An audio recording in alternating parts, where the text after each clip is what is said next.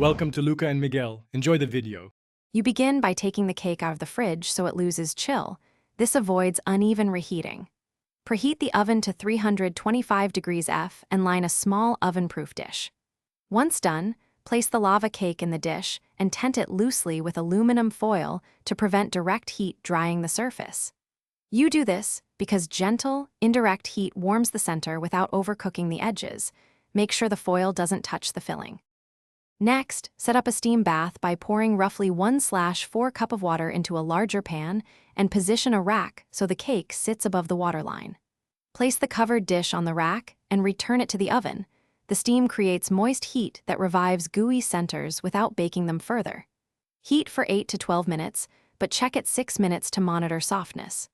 This method reheats through conduction and steam, keeping the exterior tender while warm. Finish by removing the foil, and if you want a slightly crisp top, broil for 15 to 30 seconds. Watch closely. Once done, let the lava cake rest for 1 to 2 minutes so the molten center stabilizes and won't spill when plated. If you notice the center isn't molten enough, cover and heat an additional 1-2 minutes. If it's overcooked and dry, serve immediately with warm chocolate sauce or ice cream to restore moisture and richness. Thanks for watching and please subscribe. It's the best investment you'll ever make.